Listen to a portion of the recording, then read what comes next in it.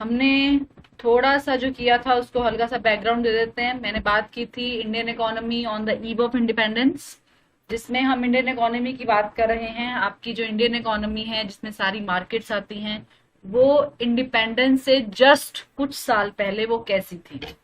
फिर उसने बात की कुछ साल पहले हमें डिस्कस करेंगे कि हम ब्रिटिशर्स के एंटर होने से पहले हम वहाँ हमारा स्टेटस क्या था। हमारी एग्रीकल्चर इकोनॉमी थी 18th सेंचुरी में, और हमारा जो बेसिक हैंडीक्राफ्ट इंडस्ट्री थी, cotton textile, metal industries, precious stone, gold and silver, perfume, jute, cashews and your क्या कहते हैं dry fruits, in type of industries थी जिसमें हम इन्वॉल्व थे। ठीक है, फिर उसके बाद हमारी इंडियन इकोनॉमी, जब ब्रिटिशर्स एंटर हो गए तब हमारी इकोनॉमी कैसी हुई। जब ब्रिटिशर्स एंटर हुए तो हमने उन्होंने अपने इकोनॉमिक इंटरेस्ट को बेटर करने के लिए हमारे जो इकोनॉमिक इंटरेस्ट को डिग्रेड करना शुरू कर दिया। हमारी जो cash crop sorry food crops थी, उनको उन्होंने कैश क्रॉप हमें क्या कहते हैं उगाने के लिए हमें उन्होंने क्या करना शुरू कर दिया, फोर्स करना शुरू कर दिया। और हमारी इकोनॉमी को एक फीडर इकोनॉमी बना दिया, जो सिर्फ ब्रिटिश इंडस्ट्री की इकोनॉमी को फीड कर रही थी। ठीक है, फिर हमने बात की कॉलोनियल एक्सप्लॉयटेशन की। जब ब्रिटिशर्स आए थे तो हमारी कंट्री में कॉलोनियल एक्सप्लॉयटेशन पहले राजा महाराजा करते थे। कैसे? हर जगह का अपना राजा होता था, जैसे पंजाब का अलग राजा और हरियाणा का अलग राजा। उस टाइम पंजाब हरियाणा तो एक ही स्टेट थी। उससे पहले साउथ का अलग राजा होता था, कोई जम्मू कश्मीर का अलग राजा है। मतलब वो सिस्टम था जिसमें कॉलोनीज बटी हुई थी, और वो अपने अकॉर्डिंग अपनी कंट्रीमैन को टैक्स चार्ज करते थे, अपने कंट्रीमैन को फैसिलिटीज प्रोवाइड करते थे। इसके इस कारण क्या है कि जो मेन प्रॉब्लम अराइज हुई थी हमारे इंडियन इकोनॉमी में, दैट इज कॉलोनियल एक्सप्लॉयटेशन। हमें समझ नहीं आ रहा था कि हम कौन सी बात माने, हम किस राजा की बात माने। ब्रिटिशर्स ने ये देखा कि बहुत स्मार्ट है, इनको पता चल नहीं रहा है कि कैसे काम करना है, तो हम इनको एक्सप्लॉइट करना शुरू कर देते हैं। उन्होंने भी क्या किया, अपनी अपनी बातें उन राजाओं पे थोपी। राजाओं ने वो वही चीज हमारे पे कट कॉपी पेस्ट कर दी, यानी कि फीडर इकोनॉमी बना दिया। हमारी जो फूड क्रॉप्स थी, जो हमारा अच्छा खाना बनता था, या अच्छा व्हीट, मेज, राइस, पल्सेस हम ये उगाते थे, इनकी प्रोडक्शन हमने सिर्फ कम कर दी, और बाकी तरफ हमने क्या है, इंडस्ट्रियल प्रोडक्ट्स हमने प्रोड्यूस करने शुरू कर दिए। यहाँ तक हमने लास्ट किया था। मैं आज स्टार्ट करवाने जा रही हूँ एग्रीकल्चर सेक्टर। कहते हैं उस टाइम पर एग्रीकल्चर सेक्टर हमारा स्टेगनेंट था। स्टेगनेंट का वर्ड पता क्या होता है? सिंपल सा मीनिंग है इसका, जैसे एक जगह पानी खड़ा हो जाता है, बारिश होती है ना, अगर वो पानी सूखे ना, वो सड़क पर पानी खड़ा हो तो स्मेल आने शुरू हो जाएगी, मच्छर उगाएंगे, उसमें मच्छर आने शुरू हो जाएंगे। तो वो चीजें भी क्या है, ऐसा ही क्या है, हमारी एग्रीकल्चर सेक्टर भी हमारा स्टेगनेंट हो चुका था, खड़ चुका था, पॉज हो चुका था, वो ग्रो नहीं कर रहा था। कहते हैं ना, चलता पानी भी प्योरिटी क्रिएट करता है, वैसे ही एग्रीकल्चर क्या है, स्टेगनेंट थी। हम बार बार वही चीजें प्रोड्यूस कर रहे थे, उन्हीं चीजों के ऊपर वही फर्टिलाइजर्स, मेन्योर्स, पेस्टिसाइड्स वो यूटिलाइज करते जा रहे थे, जिसके थ्रू हमारी जो कंट्री है उसके इंडियन इकोनॉमी में इतनी बढ़िया प्रोडक्शन नहीं हो पा रही थी। और भी एक रीजन था कि हमारी कंट्री में लोग अट्रैक्ट हो रहे थे for cash crops. Cash crops समझते हो, जिसके थ्रू वो क्रॉप्स जो जल्दी बिकने लायक हो, जल्दी से आपको कैश में कन्वर्ट होने में आपके लिए आसानी हो। वही फूड क्रॉप्स थी, वो फूड क्रॉप्स होती हैं जो आपके फूड आइटम्स हैं, देखिए जैसे राइस, मेज, पल्सेस, ये चीजें जब उगाई जाती हैं, वेजिटेबल्स, ये सब पेरिशेबल नेचर की हैं, और इनको रिटेन करना, इनको वो उस टाइम तक पहुंचाना, या पर्टिकुलर एरिया तक जहां पर नीड है वहां तक पहुंचाना, तो बहुत डिफिकल्ट हो रहा था। इसीलिए हमारी एग्रीकल्चर सेक्टर उस टाइम पर बहुत ही ज्यादा स्टेगनेंट था। अब मैं बात कर रही हूं आपसे कि यहाँ मैंने सिर्फ एक लाइन ली है, एग्रीकल्चर सेक्टर वॉज स्टेगनेंट। वहां पर आपका सीबीएसई क्वेश्चन पुट कर सकता है कि agriculture sector, why agriculture sector was very stagnant, क्यों था? Because they have low category of your fertilisers, manures, pesticide, insecticides, and even the agriculture tools also. जो टूल्स थे वो अब भी वैसे ही, मतलब जो पुराने बैलों पे चलना या सिस्टम वैसा यूटिलाइज करना, उन सब पे डिपेंडेंट था। जमींदार जो थे, जमींदार में जो मेन जमीन जिनके पास ज्यादा थी, जो एक्सप्लॉइट कर रहे थे स्मॉल फार्मर्स को, उन्होंने भी उन कल्टीवेटर्स को एक्सप्लॉइट करना शुरू कर दिया था। उनकी इकोनॉमिक कंडीशंस और पुअर हो गई थी, but still they charge so many lagaan to them irrespective of their condition. जैसे हमारी कंट्री में अब क्या होता है, जिसकी इनकम ज्यादा है उसको ज्यादा टैक्स पे करना पड़ता है, लेकिन उस टाइम पर कोई भी ऐसी वेरिएशन नहीं थी कि जो जितना कमा रहा है उतना नहीं, जितना उसने यूटिलाइज किया है, जितना किसने उधार लिया है, वो रेंटल टाइम पे या लेंटल टाइम पे लेंट कर रखा मनी, उसके टाइम पर जितना इंटरेस्ट चार्ज होगा वो उतना उनको चार्ज करना पड़ता था। कहते जमींदार क्या करते थे, जो टैक्स पे करने के लायक नहीं होते थे, लगान पे नहीं कर सकते थे, वो क्या करते थे, वो अपनी लैंड्स क्या है वो जमींदार को डिपॉजिट करवा देते थे, या वो सरेंडर कर ली जाती थी या जब्त कर ली जाती थी।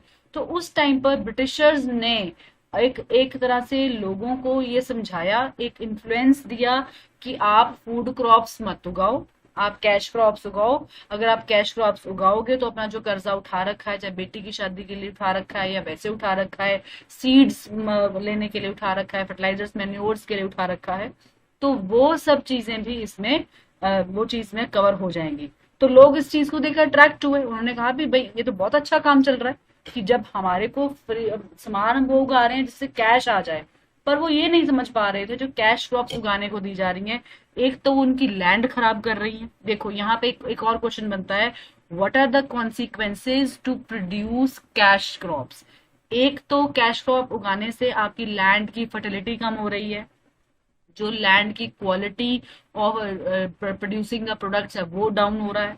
तीसरा तीसरा क्या है कि उनको उतनी कैश क्रॉप्स के बदले में कैश नहीं मिल पा रहा है, जो रेट एक्चुअली मिलना चाहिए वो उनको नहीं मिल पा रहा ड्यू टू शॉर्टेज। कहते इसीलिए लोगों ने फूड क्रॉप्स छोड़कर कैश क्रॉप्स उगानी शुरू कर दी।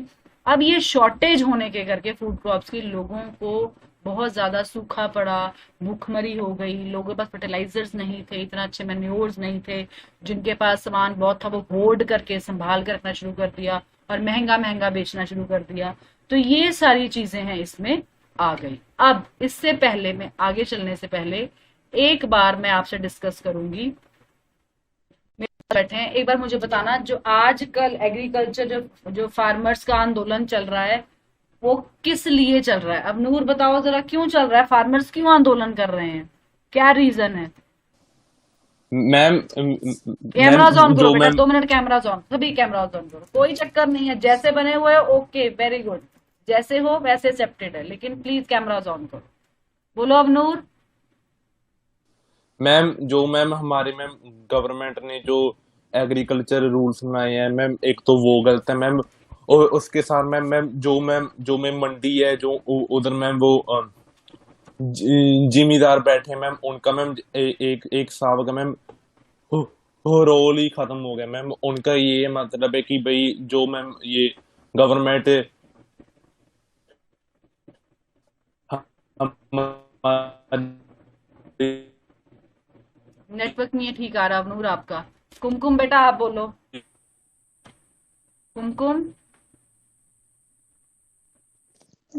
Yes ma'am. क्या प्रॉब्लम आ रही बेटा, ये फार्मर्स आज के इतना प्रोटेस्ट कर रहे हैं, इतने लोग वहां पे जाके प्रॉब्लम्स भी आई हैं, तो बताओ ना क्या आप क्यों कर रहे हैं प्रोटेस्ट को, फिर मैं डिस्कस करूंगी। क्योंकि अब आप इकोनॉमिक्स स्टूडेंट हो गए हो, अब मैं आपको साथ खुल के बात कर सकती हूँ, समझदारी से बात हो सकती है, बोलो। मैम इस सिचुएशन में मैम दोनों तरफ के नहीं बातों में रीजन क्या थोड़ा है थोड़ा वो मैं दोनों मैं अभी ड्रॉबैक्स डिसीजन है। नहीं पूछ रही, मैं पूछ रही रीजन क्या है, वो फार्मर्स प्रोटेस्ट उनकी नजर में सरकार क्यों गलत है, ये सरकार ने ऐसा क्या किया है कि सरकार गलत है। मैम शायद क्योंकि वो काफी हाँ टाइम से मंडी सिस्टम चलता है, मीडियोकर जो होते हैं वो उनके थ्रू उनका सारा तन्वी प्रोडक्शन कुछ बोलना का जो चाहोगे भी इस होता है पे, सेल एंड।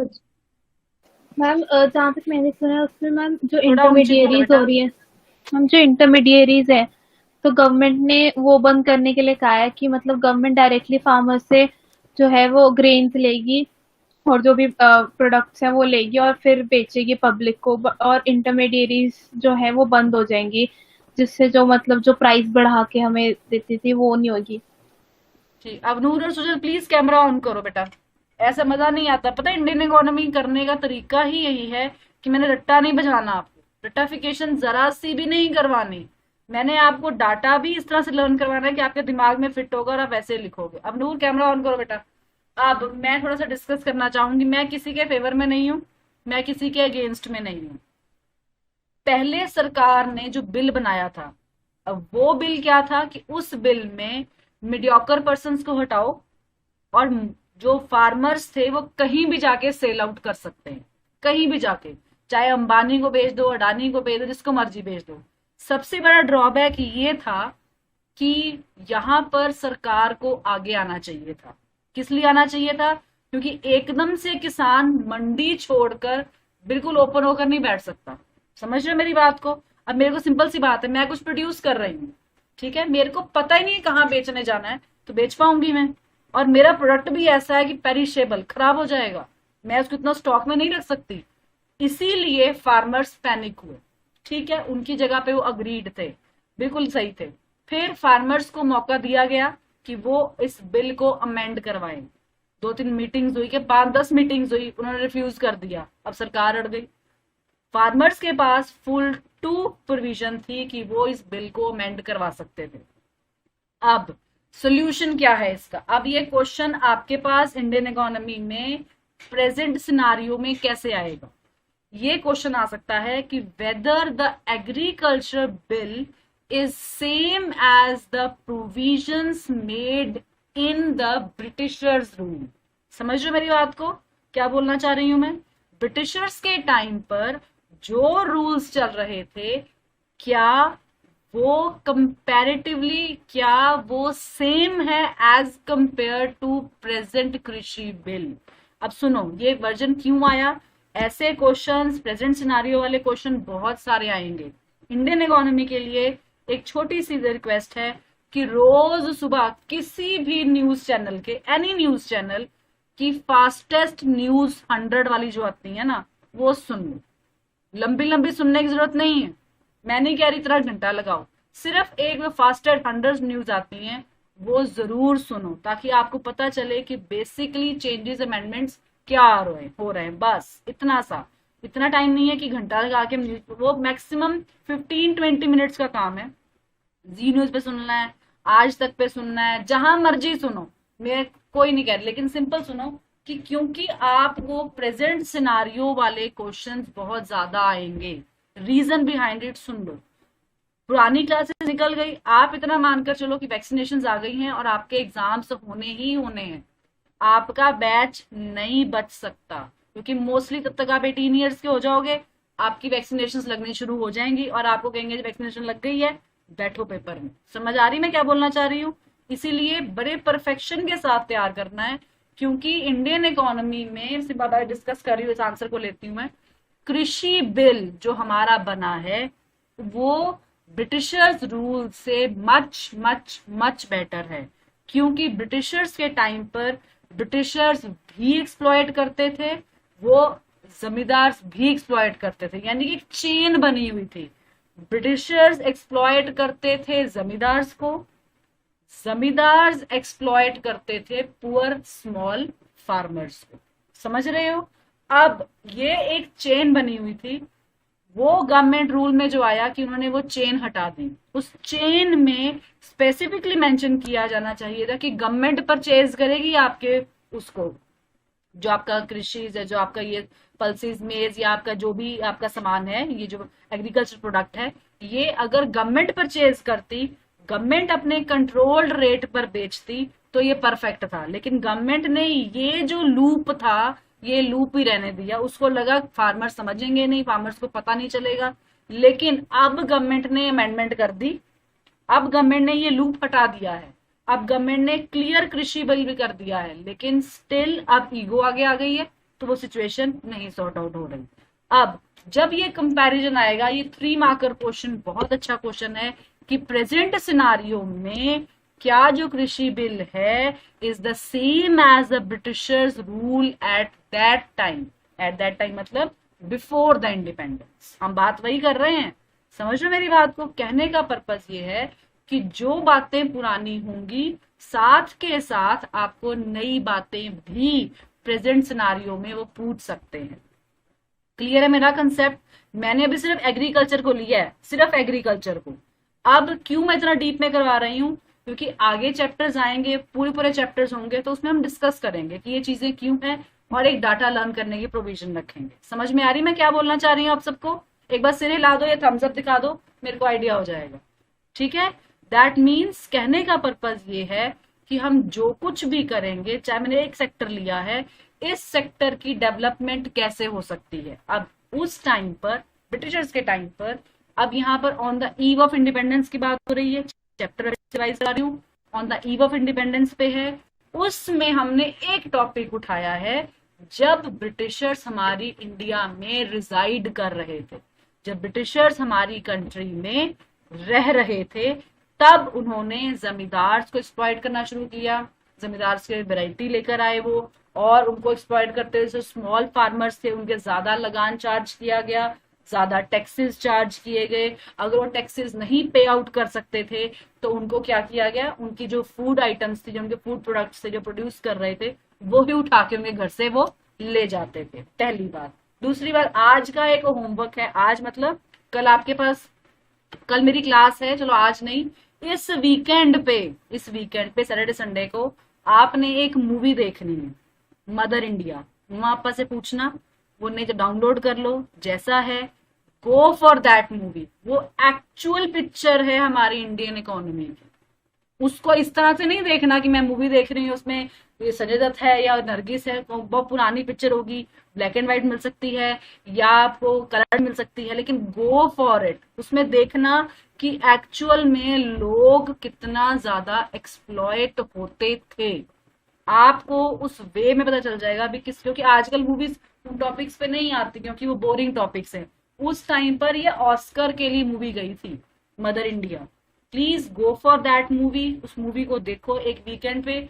नेक्स्ट जब हम वीकेंड के बाद जब मिलेंगे, हम ट्यूसडे को मिलेंगे, तो मैं वो मूवी डिस्कस करूंगी, मैं बताऊं, पूछूंगी कि इसमें किस कैरेक्टर को ज्यादा था या क्या प्रॉब्लम्स हो सकती थी, क्या सॉर्ट आउट हो सकता था। जब आप बताओगे ना तो यही सॉल्यूशंस अपनी कॉपी पे लिख लेना, वो आपके एग्रीकल्चर प्रोडक्ट के जो एग्रीकल्चर डिग्रेडेशन है उसके लिए सॉल्यूशंस क्रिएट करने में आपको हेल्पफुल होगा।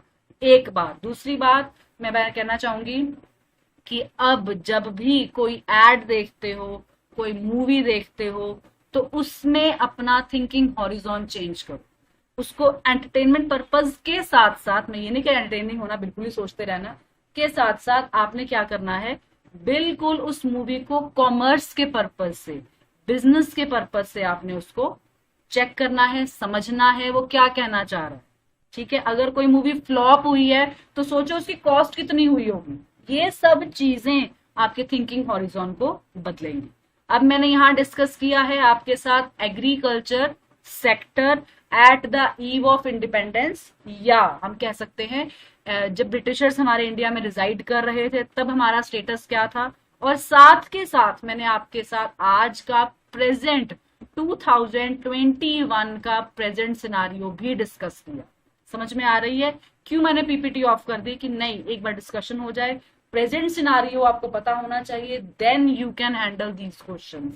क्योंकि देखो लास्ट टू लास्ट बैच में ये वेरी फर्स्ट टाइम इंट्रोड्यूस हुई थी आपकी इंडियन इकोनॉमी, तो पेपर आया था बहुत आसान। सेकेंड टाइम पेपर हुआ ही नहीं, समझ रहे हो ना? थर्ड टाइम आपकी टर्न है, पेपर वेरिएशन हो सकता है, डिफिकल्ट भी हो सकता है, ये बहुत इजी होगा, लेकिन हमने हर पर्पस के लिए आपको परफेक्टली तैयार करना है। यानी कि एग्रीकल्चर सेक्टर में किसी को प्रॉब्लम आई है अभी तक कि जमींदारी सिस्टम आ गया, फूड क्रॉप के बदले कैश क्रॉप्स को इन्वॉल्व करना शुरू कर दिया, वो कैश क्रॉप की प्रॉपर कैश नहीं मिलता था, एग्रीकल्चर सेक्टर स्टेगनेंट क्यों था। ठीक है, ये सब चीजें, अब सिंपल सी बात है, आपने एक लाइन पढ़ी है, उसके पीछे रीजंस पूछ सकते हैं। अगर किसी का मन करे, मैं ऐसे नोट्स भी मेरे पास बने पड़े हैं, नोट्स भेजती हूँ। अभी संजीव सर से मेरी बात नहीं हुई है अभी, नहीं तो मैं आपको नोट्स भेजती। उस नोट्स के वो नोट्स पढ़ने हैं, जो आपका मन करे बुक पढ़ो, लेकिन एनसीईआरटी जरूर रीड आउट करनी, रीड करनी, मैंने बोला रट्टा नहीं मारना। इंडियन इकोनॉमी कभी भी रट्टाफिकेशन से नहीं चल सकती। Go for understanding. जैसे इकोनॉमिक्स है ना, TC is equal to TVC plus TFC, ये चीज है तो है। इसके लिए टी समझते हो, total cost is equals to total variable cost and total fix cost, ऐसा ही होता है, ठीक बोल रही हूँ मैं? तो ये चीजें फिक्स्ड हैं, इसको आप चेंज नहीं कर सकते। इसीलिए इकोनॉमिक्स कभी भी रट्टाफिकेशन से नहीं चल सकती। बड़ा इंटरेस्टिंग सब्जेक्ट है अगर आप इसको पढ़ना चाहो तो। समझ में आ रही है? अब मैं पीपीटी शेयर कर रही हूँ आपके साथ, अब पीपीटी देखते हैं हम। मैम हाँ जी बोलो। मैम तो जैसे अगर जो लाइन आ जाती है कि मतलब एग्रीकल्चर वाज स्टेगनेंट, हाँ, तो फिर मैम इसमें ये सारे पॉइंट्स डालेंगे कि मतलब जो डिपेंड करता जमींदार है थे वो कितने मार्क्स का एक्सप्लॉइट करना क्वेश्चन है, चाहिए। डिपेंड करता यस है। मैम, बाई चांस अगर वो आ जाता है 6 मार्क्स के लिए कि हाँ 6 मार्क्स के लिए एग्रीकल्चर वाज आता है। स्टेगनेंट हाँ कमेंट। कमेंट, तो कमेंट में हमेशा पॉजिटिव और नेगेटिव पॉइंट्स दोनों आते हैं। अब सुनो सुनो, अब एक बड़ा अच्छा क्वेश्चन पुट किया है, बड़ा मैं प्रैक्टिकल बात करती हूँ। एक बात कहने जा रही हूँ मैं, आज मैं 2021 में बैठकर आपको ऑनलाइन क्लास दे रही हूँ, लैपटॉप पे बैठकर, आप भी लैपटॉप बैठकर पढ़ रहे हो, बड़े अच्छे से स्मार्ट से बन के बैठे हो और पढ़ रहे हो। ये तभी पॉसिबल हुआ है कि जब ब्रिटिशर्स हमारी कंट्री में आए हैं। अगर वो ना आते ना, तो आप किसी फीमेल टीचर से ना पढ़ रहे होते, पहली बात। दूसरी बात, बैलगाड़ी पे सर पढ़ाने आते धोती पहनकर। समझ में आ रही है? क्योंकि ये डेवलपमेंट ही वही लाए। अगर हम सोचे ना कि हमें बहुत एक्सप्लॉइट किया है, बहुत एक्सप्लॉइट किया है, हम एक्सप्लॉइट अपनी मर्जी से हुए थे। समझने वाली बात है। बाद में रियलाइजेशन हुई तो हमने उनको बाहर निकाल दिया। जब बाहर निकाला फिर उनको कंपनीज में एंटर करवा दिया। 71-75 के टाइम पे हमने क्या किया, फिर से उनको बाहर निकाल दिया। हम एक्सप्लॉइट कर रहे हैं जी, बाहर निकालो इनको। 1991 में हम एलपीजी ले आए, लिबरलाइजेशन, प्राइवेटाइजेशन एंड ग्लोबलाइजेशन। समझ रहे हो? अब ये तीनों एंटर हो गई। एंटर होने से ब्रिटिशर्स भी क्या, बस सारी दुनिया के अमेरिकन, ये सब कुछ एंटर हो गए हमारी कंट्री में, और हम भी उनका प्रोडक्ट यूज कर रहे हैं। 99% हमारी कंट्री में चाइनीज प्रोडक्ट होते हैं, चाइनीज। समझ रहे हो मेरी बात को? यानी कि कहने का पर्पज ये है, जो ये चाइनीज प्रोडक्ट होते हैं ये सिंपली क्योंकि हमने उनको एंटर करवाया है, हम उनको टैक्स बैरियर्स देते हैं।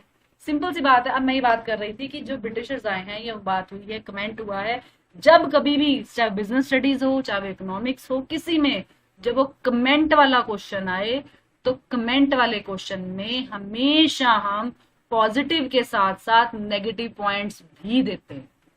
समझ रहे हो मेरी बात को? कहने का पर्पज ये है कि जब मैं एग्रीकल्चर की बात करूंगी कि जब ब्रिटिशर्स आए थे तो उस टाइम हमारे लिए पॉजिटिविटी क्या थी?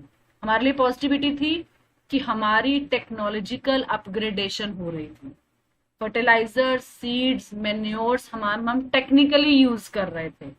हमें उसमें प्रोपोर्शन पता लग गया था कि किसमें कितना प्रोपोर्शन डलना चाहिए, और हमने एग्रीकल्चर को एक सिस्टमैटिक वे में पॉजिटिव सब्जेक्ट की तरह ट्रीट हमने करना शुरू कर दिया था।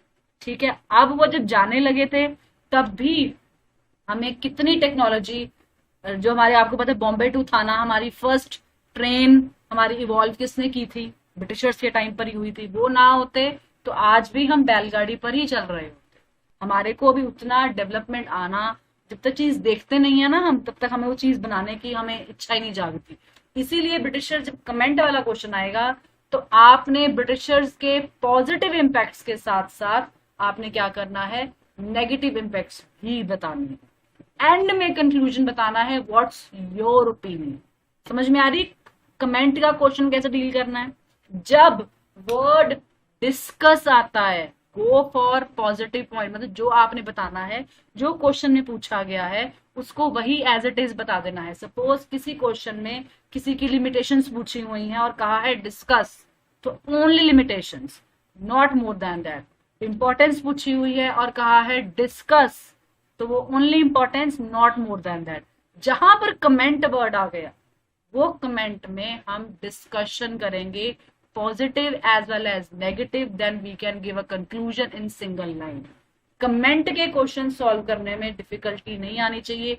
कमेंट के क्वेश्चन सॉल्व करने में आपको प्रॉपर विजन होना चाहिए। क्लियर है? अच्छे से तन्वी क्लियर है? कुमकुम, सुजल? मैम हाँ जी बोलो।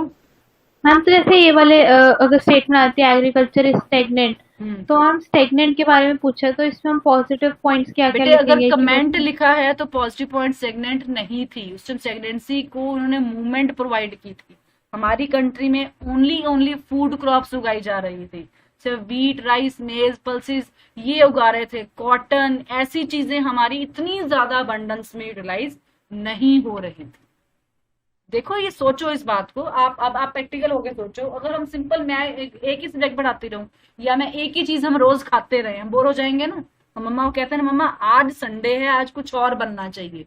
तो हम जब हम इस एज में हम चेंज मांग रहे हैं तो उस टाइम पर तो चेंज होना चाहिए था। ठीक है, उन्होंने आपको कैश क्रॉप की ऑप्शन दी थी, आप उस कैश क्रॉप की ऑप्शन को पॉजिटिवली लेते, अपनी लिमिट खुद बांधते। अब भी तो एलपीजी लगाकर हम वही कर रहे हैं। प्लीज कैमराज ऑन करो, डिस्कशन हो रही है ना, फिर नहीं, फिर कैमराज ऑफ नहीं। समझ आ रही है? देख लो मैं क्या कहना चाह रही हूँ कि जो चीजें हैं वो सब कुछ स्टेगनेंसी के साथ, जहां कमेंट वर्ड आ गया ना, आप उनको कहो कि स्टेगनेंसी नहीं हो सकती थी। स्टेगनेंट हम ऑलरेडी बड़े जमाने से स्टेगनेंट थे। एग्रीकल्चर हमारी कब से रेन पे डिपेंडेंट थी, हमने कभी ट्यूबवेल्स वेल्स तो सोचे ही नहीं थे। आज आप पंजाब के किसी भी गांव में चले जाओ, मैं पंजाब और हरियाणा की बात कर रही हूँ, उनके किसी भी गांव में चले जाओ, वहां पर आपको, मुझे लगता नहीं जिसके पास लैंड हो उसने ट्यूबवेल ना लगाया हो, या उसने अपना प्रॉपर हैंड पंप या प्रॉपर पंप सिस्टम से मोटर वगैरह ना लगाई जिससे प्रॉपर फर्टिलाइजर पानी जाता ना हो। समझ में आ रही? क्योंकि ये फैसिलिटीज अवेलेबल है। हाँ, अगर मैं आपको बिहार साइड, यूपी साइड जाऊं तो वहां के जो एग्रीकल्चरिस्ट हैं, फार्मर्स हैं, वो बहुत पुअर हैं, लिटरली पुअर है। उनके पास इतनी फैसिलिटी नहीं है कि वो पानी को मैनेज कर सकें। इसीलिए जो हमारा किसान आंदोलन है वो आधा फीका क्यों पड़ गया, क्योंकि लोगों को लग रहा था, जो फार्मर्स, उनको लग रहा था कि हमारा कुछ तो बच रहा है, कुछ तो पैसे हाथ में आ रहे हैं। वो बेसिक फैसिलिटी पर हो रहे थे, और ये जो हमारे पंजाब हरियाणा के फार्मर्स थे वो बेटरमेंट के लिए बेसिक उनके पास है, उनके पास ऐसी प्रॉब्लम है ही नहीं है। समझ में आ रही क्या बोलना चाह रही? जब सेगमेंट की बात आएगी, जब कमेंट वर्ड आ गया तो कमेंट में पॉजिटिव नेगेटिव दोनों पॉइंट बताओगे। जब डिस्कस वर्ड आ गया, डिस्कस, तब ओनली नेगेटिव पॉइंट्स। क्यों? क्योंकि वो स्टेगनेंसी जो वर्ड है वो it's self a negative point है वो। ठीक है तन्वी, क्लियर है बेटा आपको? और किसी को प्रॉब्लम हो तो बेटा बोल सकते हो, क्योंकि जितना डिस्कस करोगे उतना थिंकिंग हॉरिजॉन आपका बेटर होगा और उतना बेटरमेंट से आप पढ़ सकोगे। जब आप रीड करोगे ना, आपके दिमाग में 100 बातें होंगी, ये भी पूछ लूं, ये भी लिख लूं, ये भी लिख लूं, बड़े अजीब से बहुत सारे व्यूज आएंगे। जहां पर जो लगे कोई क्वेश्चन पुट करने वाला है वो फटाफट नोट डाउन कर लो, फटाफट। मैं ये नहीं कहती कॉपी लगाओ, मैं क्या करती थी, मैं अपने जमाने में बताती हूँ, मैं बुक को गंदी नहीं करती थी, मैं पेपर पे छोटे छोटे चिट्स बनाती थी, उस चिट्स के ऊपर एक्सप्लेनेशन लिख ली, जो अपना लिखना उसको मैं पेपर जो टॉपिक है उसके ऊपर स्टेपल कर लेती थी। वो बुक मोटी जरूर हो जाती थी, लेकिन टॉपिक वाइज मेरे को 4-5 बुक्स रखने की जरूरत नहीं पड़ती। कभी मेरे को टाइम मिला तो मैं आपको बुक दिखाऊंगी, मेरे पास पुरानी मेरी +2 की बुक पड़ी हुई, तो मैं आपको प्रॉपर दिखाऊंगी कि मैं कैसे, मैं प्रॉपर 4 बुक्स खोल के नहीं बैठ सकती थी, मैं बैठती बेड पे थी, साफ बोलूं, ठीक है ना, क्योंकि मेरे को टेबल चेयर पे पढ़ाना इजी लगता है, पढ़ना मुझे इजी नहीं लगता था। हर किसी का अपना नेचर, लेकिन उस टाइम पर मैंने एक बुक रखी हुई थी, उस एक बुक को ही बाइबल बना रखा था, सारा कुछ उसी के अंदर। मैं ये नहीं कह रही इकोनॉमिक्स के लिए करो, हर सब्जेक्ट के लिए ऐसा करो। ये जो बुक्स हैं आपकी एसेट्स हैं, दोबारा हमने किसी को गिफ्ट नहीं करनी है। समझ में आ रही है? ठीक है, अब आप इंडस्ट्रीज की बात कर रहे हैं। अब मैं इंडस्ट्रीज की बात कर रही हूँ जरा।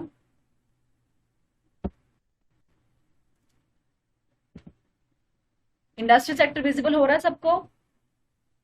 देखो उस टाइम पर इंडस्ट्रीज का क्या सेक्टर था, इंडस्ट्रीज का क्या स्टेटस था। ब्रिटिशर्स हमें डोमिनेट कर रहे थे, एग्रीकल्चर सेक्टर में तो कर ही रहे थे।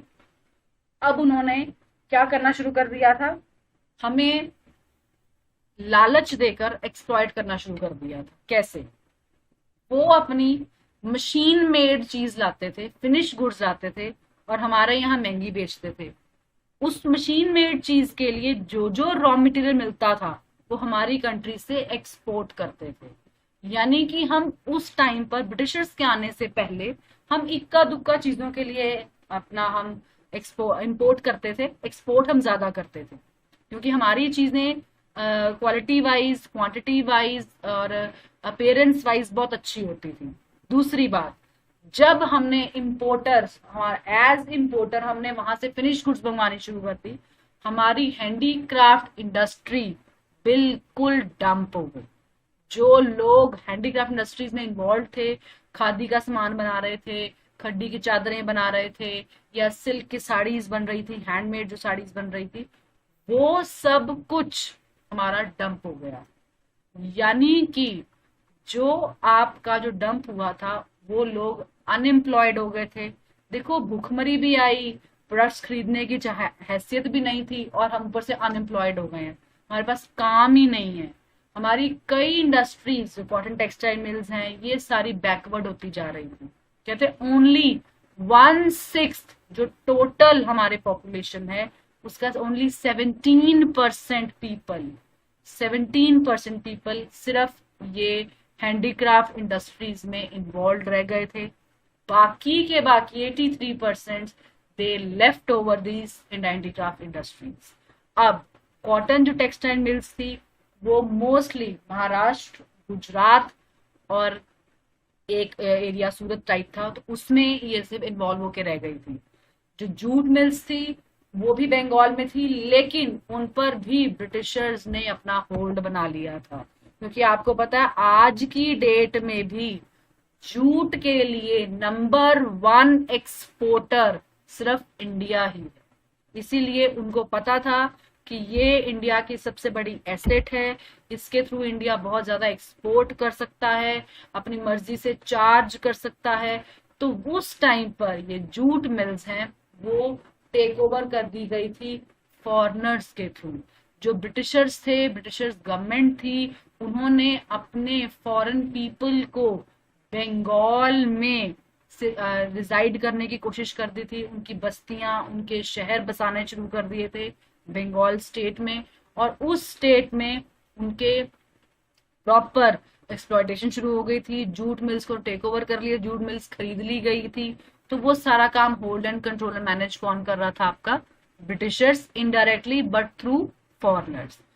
एक जो टिस्को का नाम आपने अब भी सुना है, Tata iron steel and company, जो जेएम टाटा ने बताया था, जमशेदजी टाटा ने, अब रतन टाटा भी उसका आगे आगे आगे आगे एंसेस्टर्स आ चुके हैं। तो वो 1907 में इस्टेब्लिश हुई थी। इस्टेब्लिश मतलब इनकॉर्पोरेटेड। आप सबने बिजनेस स्टडीज में इनकॉर्पोरेशन या कंपनी की रजिस्ट्रेशन या कंपनी की इनकॉर्पोरेशन आपने सबने पढ़ा है। वो सारे प्रोसेस के थ्रू 1907 में टिस्को को हमने क्या किया? इनकॉर्पोरेट किया, एक रजिस्टर्ड कंपनी हो गए, लिमिटेड कंपनी जिसको हम बोलते हैं। नेक्स्ट, जो पब्लिक सेक्टर था वो रिस्ट्रिक्ट कर दिया गया था कुछ कुछ पे लिए, रेलवेज के लिए, पावर जनरेशन के लिए, एटॉमिक पावर के लिए, कम्युनिकेशन के लिए, पोर्ट्स के लिए। कहते जो कोई कैपिटल गुड्स थी वो हम खुद प्रोड्यूस नहीं करते थे, हम बाहर से इंपोर्ट कर रहे थे। यहाँ पर कैपिटल गुड्स क्या हुई? वो गुड्स जो इंडस्ट्रीज में यूटिलाइज होती हैं, जो वो गुड्स जो इंडस्ट्रीज में बेनिफिट के लिए प्रोवाइड की जाती हैं, या जो conversion of raw material to finished goods में यूटिलाइज होती हैं, तो उन गुड्स को हम कैपिटल गुड्स कहते हैं, जिसमें heavy machineries, heavy boilers, heavy threshers, ये सब इसमें आ जाते हैं। तो ये सब चीजें आ रही हैं, दैट मीन्स हम उनको प्रोड्यूस नहीं कर रहे थे। और हमारी इंडस्ट्री जो थी, हमारी ओन इंडस्ट्री, हमारी हैंडीक्राफ्ट इंडस्ट्री, वो बहुत ज्यादा डंप हो चुकी थी, डिक्लाइन हो रही थी। और उसने क्या किया? इसी के थ्रू उन्होंने अनएम्प्लॉयमेंट की अराइजल हो गया, अनएम्प्लॉयमेंट होना शुरू हो गया। ठीक है, अब मैं 2 मिनट दे रही हूँ। इन पीपीटीज के जो 6 स्लाइड्स करवाई, इसको एक बार रीड कर लो, फिर मैं आपको बात करूं फॉरेन सेक्टर। 2 मिनट दे रही हूँ, इसको रीड कर, कोई पूछना चाहता है बीच में पूछ सकता है।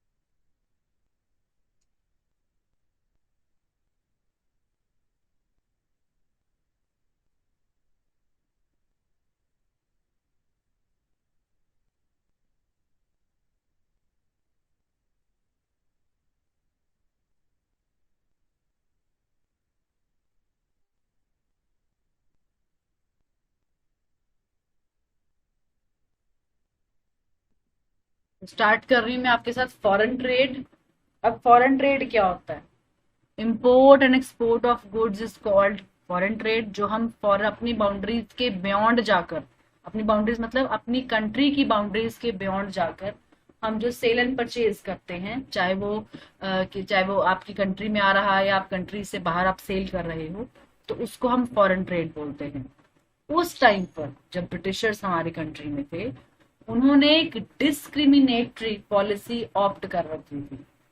उसका मतलब क्या था कि आप एक्सपोर्ट इंपोर्ट करो, जो भी होगा हमारे बीच में, ब्रिटेन और हमारे बीच में, वो ड्यूटी फ्री होगा, टैक्स फ्री।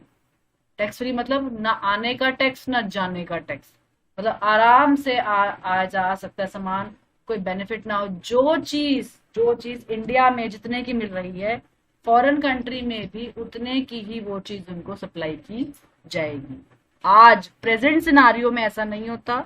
प्रेजेंट सिनारियो में हम नियर अबाउट 200% ड्यूटी चार्ज करते हैं। ड्यूटी मतलब टैक्स चार्ज करते हैं। then only that foreign company can establish their units in our country। यानी कि एक छोटी सी एग्जांपल लूं, मैं चाइना का कोई सामान खरीद रही हूँ, सपोज चाइना का कोई टॉय अपनी डॉटर के लेकर आई और वो टॉय है आपका 150 रुपीज का, तो 150 रुपीज में 200% ड्यूटी चाइना ने पे की होगी, then that company can sell their product। समझ में आ रही है? दोबारा से बोलूं, एक बार इसको बोर्ड पर आऊं जरा मैं, रुको जरा, एक बार इसको बताती हूँ ये आपकी पॉलिसी क्या कहलाती है। जस्ट 1 मिनट, जस्ट 1 मिनट, एक बार चेक करना जरा क्या कहना क्या चाह रही हूँ।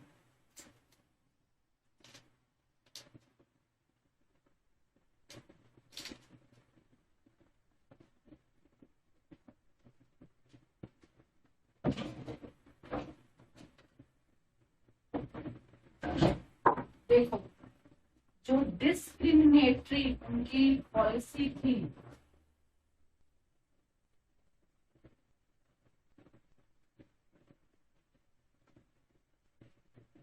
जो डिस्क्रिमिनेटरी पॉलिसी थी, उस पॉलिसी के अंडर क्या था? There should be no tax no tax मतलब कोई ड्यूटी नहीं दी जाएगी, चाहे वो आपका इंपोर्ट है या आपका एक्सपोर्ट। ये उस टाइम की बात है, उस टाइम की मतलब जब ब्रिटिशर्स हमारी कंट्री में रिजाइड कर रहे थे, क्योंकि उन्होंने हमारे को फीडर इकोनॉमी बना दिया था। फीडर इकोनॉमी समझते हो, जिसको हम फीड कर रहे हैं, वो इकोनॉमी जिसको हम रॉ मटेरियल प्रोवाइड करें, जिसको हम सब कुछ प्रोवाइड कर रहे हैं। अब प्रेजेंट सिनारियो में क्या है, हम ये पॉलिसी ऑप्ट नहीं करते। हम क्या कहते हैं कि जब इंपोर्ट करोगे, इंपोर्ट, तो हम 200% ड्यूटी पे करेंगे। ड्यूटी मतलब टैक्स पे करेंगे। विजिबल है? और मैं जूम करूं, बोलो किसी को प्रॉब्लम आ रही? विजिबल है तो जूम करूं मैं? सुजल विजिबल है। बेटा क्लियर है कि हम विजिबल है। विजिबल? देखो अब मैंने बात की नो टैक्स की, उस टाइम पर नो टैक्स था, चल रहा था, कोई बात नहीं, चलने दो। लेकिन जब ये सब चीजें आई तो इस केस में आपकी कंट्री ने क्या किया, 200% ड्यूटी चार्ज, ताकि जो लोग आ रहे हैं वो सोच कर एंट्री करें। अगर वो सोच कर एंट्री करेंगे तो एक्सप्लॉइट हमारी ओन प्रोडक्ट्स, हमारी ओन कंट्री के प्रोडक्ट्स वो एक्सप्लॉइट नहीं होंगे, क्योंकि जो 200% ड्यूटी चार्ज करके बेचेगा वो कम से कम अपने प्रोडक्ट की कॉस्ट बहुत मिनिमम रखेगा, ताकि वो हमारे प्रोडक्ट्स के साथ compete कर सके। अगर वो आता है तो आप सिंपली क्या करोगे, आता है तो वो क्या करेगा कि वो आपकी कंट्री में तभी डील आउट कर पाएगा जब आप उसको इतना पैसा चार्ज कर सकोगे। अब एग्जांपल ले रही थी, ₹150 का मैंने एक टॉय खरीदा, चाइनीज टॉय खरीदा, यानी कि मेरी कंट्री में दुकानदार से मैंने 150 रुपए का खरीदा। एक और एग्जाम्पल लेते हैं, मैंने तन्वी की शॉप से 150 रुपए की छोटी सी टॉय कार खरीदी।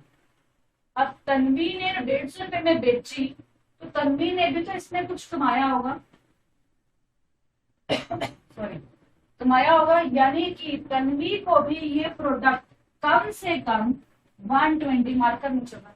पता नहीं क्यों सारे रुपए तो बेगा रिप्लेस कर रही हूँ ना, जस्ट 1 मिनट।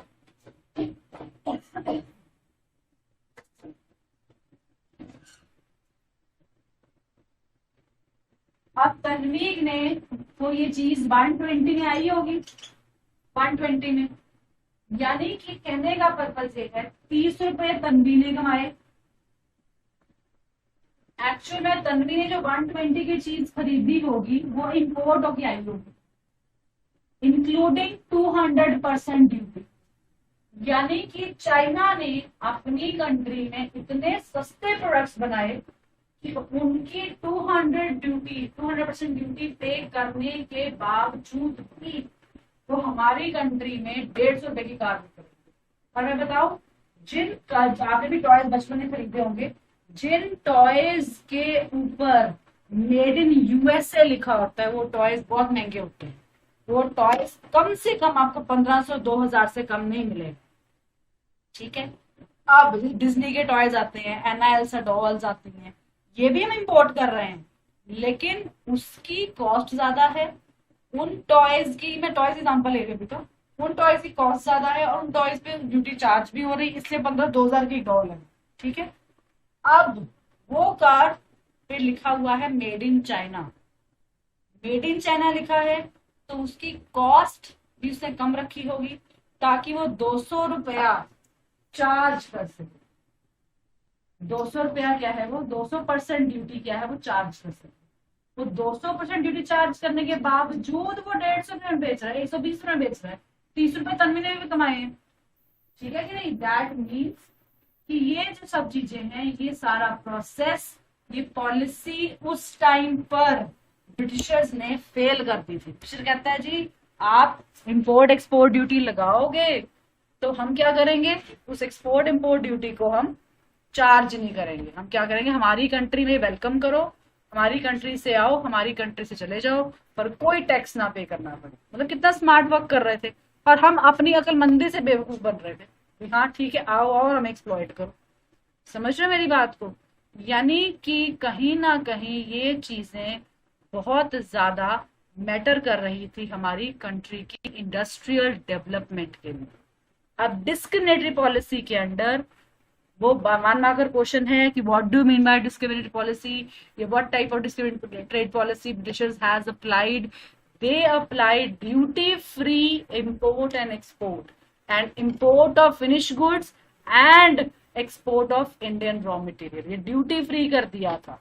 प्लस उसने क्या किया, जो एक्सपोर्ट सरप्लस था, वो सरप्लस जो एक्सपोर्ट होने के लायक है, या जिसे बोलते हैं हम वो सामान जो हमारी कंट्री की नीड्स को पूरा कर चुका है बट स्टिल हम उसको एक्सपोर्ट कर रहे हैं, तो ऐसा एक्सपोर्ट सरप्लस वो यूज हो रहा था ताकि जो ब्रिटिशर्स कहीं लड़ाई करने जाते थे तो वो एक्सपोर्ट सरप्लस सिर्फ अपने लिए यूटिलाइज करते थे, वो बाहर हमें किसी और कंट्री के साथ उन्हें ट्रेड करने के लिए मना कर दिया था। उसने ये कहा था half of India's foreign trade was restricted to Britain only। हम सिर्फ ब्रिटेन को, हम जो ब्रिटिश कंट्री है हमारा इंग्लैंड है, हम उसको ही ट्रेड दे कर रहे थे।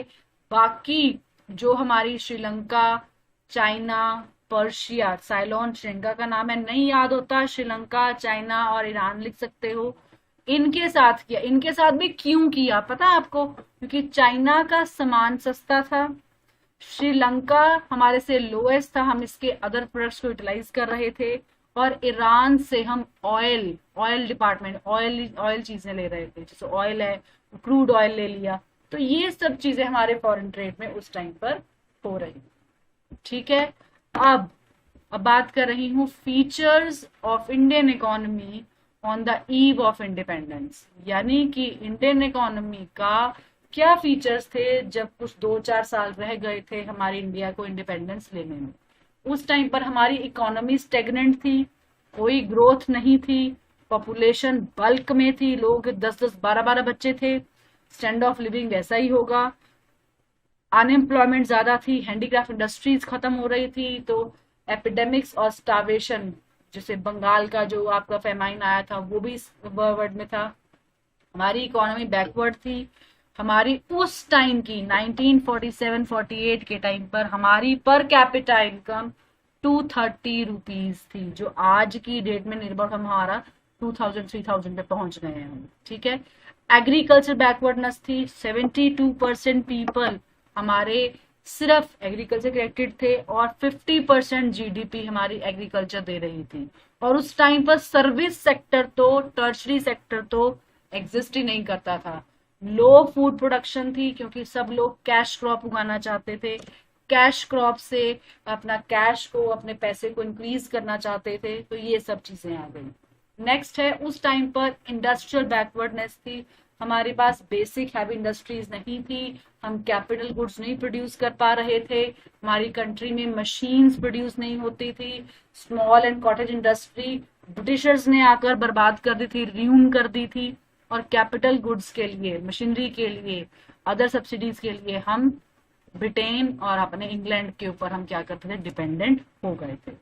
ठीक है, अब इसके साथ एक और फीचर्स हैं, उस फीचर्स में रैम्पेंट पॉवर्टी, रैम्पेंट मतलब पॉवर्टी पे पॉवर्टी, अनएम्प्लॉयमेंट, इलिटरेसी, और पॉवर्टी से इंक्रीज होती जा रही थी। कहते इतना ज्यादा इंफ्रास्ट्रक्चर हमारा पुअर हो चुका था, जिसके थ्रू हमारे means of transport, health facilities, power facilities, ये सब जीरो हो गई थी। हैवी डिपेंडेंस था हमारा इंपोर्ट्स पर, हम इंपोर्ट करते थे, और लिमिटेड अर्बनाइजेशन थी हमारी कंट्री, लोग ज्यादातर लोग गांव में रहते थे, एग्रीकल्चर के पास थे। सेमी फ्यूडल इकोनॉमी, जिसमें हमारी में हम फ्यूडल थे, मतलब ना हम सोशलिस्ट इकोनॉमी थे, ना फिक्स्ड इकोनॉमी थे, ना हम कैपिटलिस्ट इकोनॉमी थे, हम बस बीच में धार में ही हम घूम रहे थे। तो वो सब चीजें हो गई बेटर।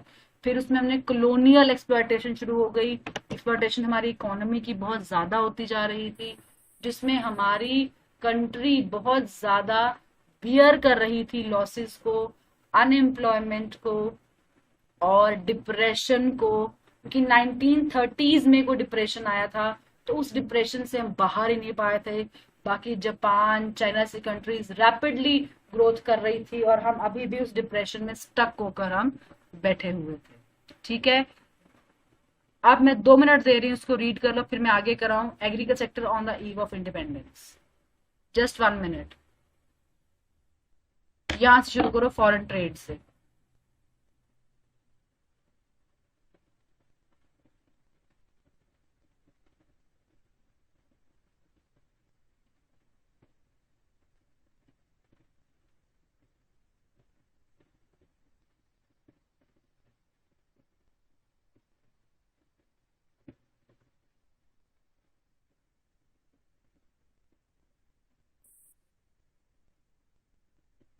हम ये सेकंड वाला पॉइंट फिर से समझा दो, एक्सपोर्ट एक्सपोर्ट सरप्लस वाला। सरप्लस, पहले सुनो, एक्सपोर्ट सरप्लस होता क्या है। वो गुड्स, सपोज एग्जाम्पल से लेते हैं, सपोज मैं अपनी कंट्री में 1000 यूनिट्स प्रोड्यूस कर रही हूँ। चलो बोर्ड पे आऊंगी एक बार, मैं ज्यादा बेटर हो जाएगा। Just 1 minute, just 1 minute.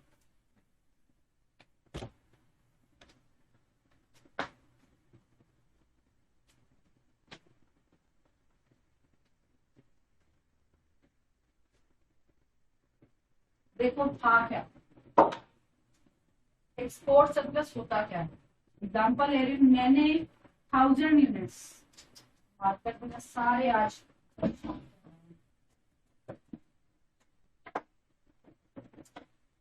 एक मिनट होगा। सपोज देखो 1000 यूनिट्स मैंने क्या है प्रोड्यूस की, ठीक है, उसमें से 750 मैंने अपनी कंट्री में सेल कर दिए। अब मुझे पता है मैंने कंट्री की डिमांड सेटिस्फाई कर ली है, कंट्री से डिमांड और नहीं आएगी। जो 250 बचा, 250, इसे बोलते हैं हम एक्सपोर्ट सरप्लस। और एक और इसमें एड करना भूल गई, पर जो आपका ये 1000 यूनिट्स बने हैं, इनकी क्वालिटी भी ऐसी होगी कि जो एक्सपोर्ट करने के लायक हो। 750 मैंने अपनी कंट्री में सेल कर दिए, 250 जो बचे वो मेरा एक्सपोर्ट सरप्लस था। अब ब्रिटिशर्स क्या करते थे, अपनी कंट्री यूटिलाइज कर लेते थे, ओके कर लो। तो ये 250 यूनिट्स थे ना, ये भी वो एक्सपोर्ट नहीं करने देते। इतना करना नहीं है तुम क्या करो, हमें दो प्रोडक्ट्स, हम तुम्हारी कंट्री के ओनर बन चुके हैं, हमें दो प्रोडक्ट्स, हम कभी वॉर पे जाएं, हम किसी दूसरी कंट्री में जाए रहने, तो हमें ये तुम अपने सेम रेट पे दे दो। यानी कि उन्होंने एक तो इंपोर्ट डिपेंडेंसी क्रिएट करी, हमें इंपोर्ट डिपेंडेंट बना दिया, प्लस हमारा एक्सपोर्ट है वो रोक दिया, हमें एक्सपोर्ट करने ही नहीं दिया। तो ये भी एक्सपोर्ट सरप्लस को उन्होंने क्या किया, यूटिलाइज किया। क्लियर है, तन्वी बोलो। Yes ma'am. ठीक है, ये एक्सपोर्ट सब बड़े स्मार्ट चल रहे थे वो। सिंपल सी बात है, मैं भी एग्जांपल लेती हूँ आपसे कि जब कोई इंसान आपका बॉस बन गया है, वो आपको एक्सप्लॉइट करेगा ही करेगा, 100%, 100%। क्यों, ये भी सुनो। अब बॉस है वो, ठीक है ना, जो बॉस है वो आपको जितना चार्ज करेगा उससे ज्यादा निकालने की कोशिश करेगा। समझ रहे मेरी बात को, इसीलिए ये सब चीजें इसमें मैटर करती हैं। एक बार ये पीपी रीड कर लो।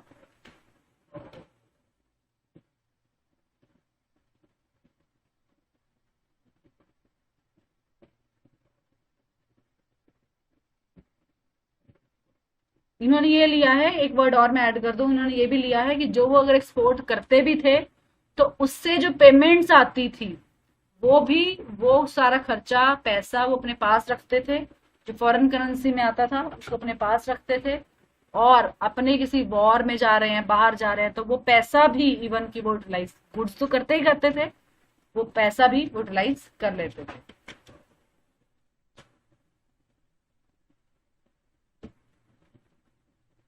याद रखना, चाइना, श्रीलंका और पर्शिया यानी ईरान, इनको ही सिर्फ अलाउ किया था एक्सेप्ट ब्रिटिशर्स।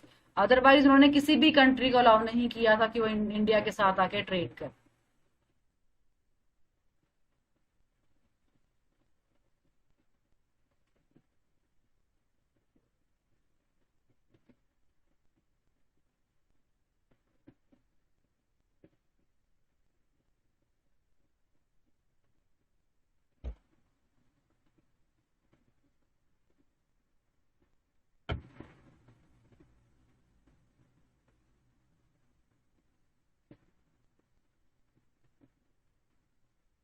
ये याद रखना, पर कैपिटा इनकम 47-48 में 230 रुपीज थी.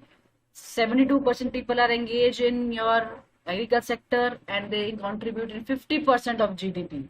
GDP कर चुके हो ना, ग्रॉस डोमेस्टिक प्रोडक्ट, सब कर चुके हो. अभी आप नेशनल इनकम करके आए हो. तो जीडीपी वही वाली यही है, सेम. और कोई जीडीपी नहीं आती हमारे इकोनॉमिक्स में.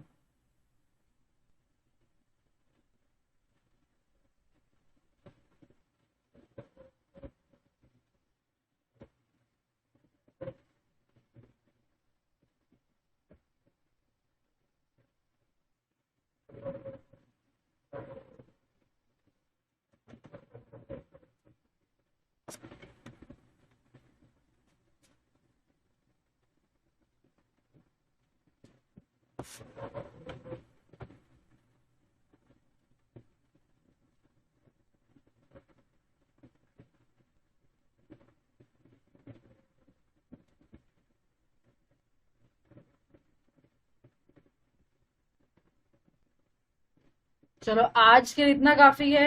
आपने घर से क्या पढ़कर आना है अपनी नोटबुक्स में से? Agriculture sector on the eve of independence बहुत कुछ डिस्कस कर लिया है, वो भी हम नेक्स्ट क्लास में डिस्कस करेंगे. और industrial sector on the eve of independence, ये करेंगे हम. ठीक है, आज के लिए इतना काफी है. होमवर्क सुन लो दोबारा से एक बार प्लीज, कोई क्लास लीव नहीं करेगा. Agriculture sector on the eve of independence, industrial sector on the eve of independence, ये 2 टॉपिक आप रीड कर कर आओगे घर से, बाकी हम सारा रीड करेंगे. ठीक है, thank you. Now you can leave the class. Thank you. Thank you. Thank you ma'am. Thank you ma'am.